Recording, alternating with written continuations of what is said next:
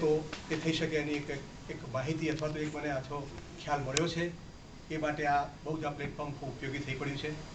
વિપુલભાઈએ બીજી વાત કરી કે અહીંયા ગુજરાતની બહાર વસતા અને પરદેશમાં વસતા જે સર્જકો છે એ ડાયસ્પોરા લિટરેચર સાહિત્ય છે એની સાથેનો પણ એક સંપર્ક અખાનંદે રાખવો જોઈએ. આવે છે, ઘણા બધાની સાથે કરીએ છીએ, સંપર્ક કરીએ છીએ, મંગાવીએ છીએ, પણ હજી ઓછું છે. તો એ બાબતમાં પણ અહીંથી મને નામ તો આપ્યા, કેટલું વાંચ્યું છે આચમનની અંદરથી કેટલાકને તો મેં પહેલી વાર વાંચ્યા કે જે અહીંયા સરદાર કુસુમબેનનું કે રમણભાઈનું, આ બધાના ભદ્રાબેનનો આર્ટિકલ, એમની વાર્તા, આ બધું વાંચ્યું ત્યારે મને ખ્યાલ આવ્યો કે અહીંયા પણ સમર્થ સર્જકો છે કે જે સાચા અર્થમાં ડાયસ્પોરાની મારી માન્યતા એવી કે જે જગ્યાએ આવીને વસ્યા છીએ, જે સંસ્કૃતિ અને સમાજમાં આપણે રહીએ છીએ, સર્જકનો નાતો હંમેશા એની સાથે સમાજ, પરંપરા, સંસ્કૃતિ, પ્રદેશ સાથેનો હોય તો એ રિફ્લેક્ટ થવું જોઈએ તેના સર્જનમાં.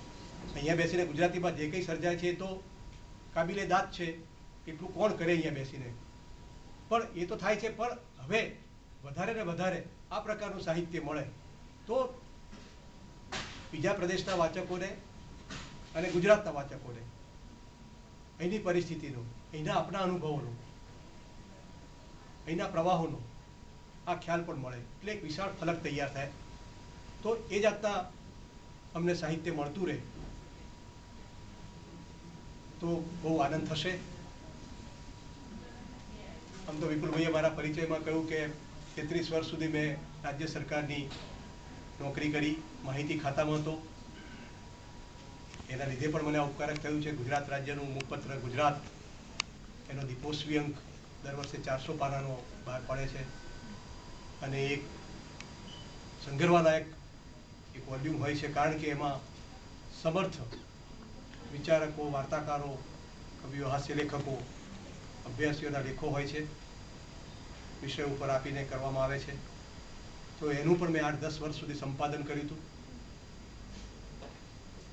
અને એના કારણે મને અખંડાનંદનું પણ આ કામ મળ્યું છે. કે મારા જન્મ પહેલાંનું ચાલતું આમ સામયિક, એના કામમાં ભાગીદાર બનવાનો એ આનંદ અનેરો છે. આર્થિક મુશ્કેલી વખતે ચાલતું તેમાં આ રીતે મદદરૂપ થવાય છે, એનો પણ આનંદ છે. લખું છું,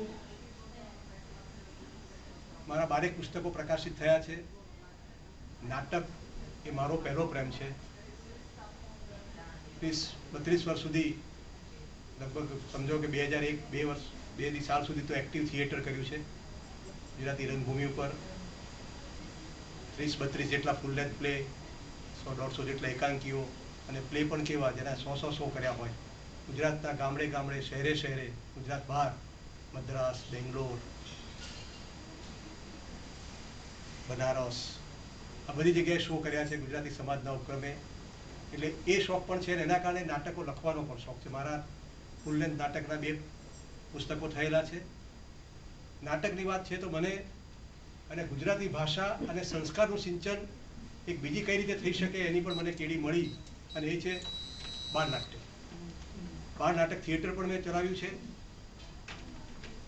અને એના માટે નાટકો લખીને કર્યા છે. બાળકોને ગુજરાતી ભાષાનો પ્રેમ વધે અને નાટકોની મારફત, જેમ કહ્યું કે માધ્યમ એક એવી વસ્તુ છે કે સારું રસ પડ્યું માધ્યમ હોય તો એમાં લગાવ આવે. બાળકોને નાટકના માધ્યમથી વાતો કરીએ, આપણે આપણા સંસ્કારોની, આપણા ઉત્સવોની, આપણા મહાનુભાવોની, એ નાટકના માધ્યમથી વાત થાય, અથવા તો સદગુણોની, બાળકની અંદર વીરતા કેળવાય, સ્વદેશાભિમાન, વડીલોને માન આપવું, નિયમિતતા, સુટેવો, આ બધી બાબતો નાટકના માધ્યમથી થાય તો એ બહુ જ અસરકારક બને છે એવું મને લાગ્યું છે. ને એના માટે હું નાટકો લખું છું. મારા બાળ નાટ્યના 5 પુસ્તકો પ્રકાશિત થયા છે અને બધાને સાહિત્ય અકાદમી, ગુજરાતી સાહિત્ય પરિષદના ઇનામો પણ મળ્યા છે.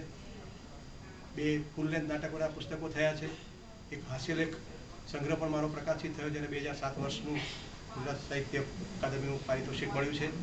એ ઉપરાંત ચિંતનાત્મક લખાણો, લઘુ વાર્તાઓ, લઘુકથા, એ પ્રકારનું સાહિત્ય પણ કરું છું. એટલે લખવાનો નાતો એ રીતે રહ્યો છે. આ સંપાદનનું કામ કરું છું અને મેં એમ કહ્યું કે નાટક પણ મારો પ્રેમ છે, એટલે મેં નાટકની દુનિયામાં પણ ઘણું કર્યું છે, સિરિયલો કરી છે, ભાવિનીબેન જેમ ફિલ્મો નથી કરી પણ ટીવી સિરિયલ્સ કરી છે, ટીવી પ્રોગ્રામ્સ કર્યા છે, અને સ્ટેજ ઉપર તો મેં 32 વર્ષ સુધી અને ગુજરાતના નામાંકિત ડિરેક્ટર્સના સાથે કામ કર્યા છે. હું પોતે નાટકો ડિરેક્ટ પણ કરું છું. એટલે આ બધું સાથે મળીને એક જીવનનું ઘડતર થયું છે. હું માનું છું કે આ બધી બાબતો માણસને ક્યાંક ને ક્યાંક કંઈક શીખવતી હોય છે. નાટકના માધ્યમથી સમૂહ જીવન જીવવા મળે, નિયમિતતા શીખાય, બાળ નાટક સાથે બાળકોને જાણવાની, એમના મન પ્રદેશમાં, એમના ભાવ પ્રદેશમાં શું શું રમી રહ્યું છે એના ઉપરથી કંઈક આપણને દિશા સાંપડે. અને રાજ્ય સરકારી નોકરીમાં પણ જુદા જુદા વિભાગોમાં કામ કર્યું, પ્રકાશન શાખા, film production, exhibition, news, media relation, આ બધાના કારણે એક ઓળખાણની મોટી એક જબરજસ્ત એક સીમા બંધાઈ છે કે એમાં ઘણા બધાની ઓળખાણો થઈ છે, ઘણા બધા સંબંધો બંધાયા છે, અને દરેકની પાસેથી કંઈ ને કંઈ શીખવા મળ્યું છે.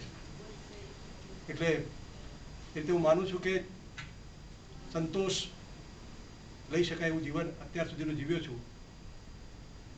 ફરી એકવાર ભદ્રાબેન, વિપુલભાઈ, પંચમભાઈ અને આપ સૌનો આભાર કે અહીંયા તકતા ઉપર અહીંયા મને બોલવાની તક મળી, આપણી સાથે વાર્તાલાપ કરવાની તક મળી, એના કારણે મને ઘણું બધું દિશા સૂચન મળ્યું છે, અને મને એને લાયક ગણીને અહીંયા આમંત્રણ બદલ ફરી એકવાર આભાર.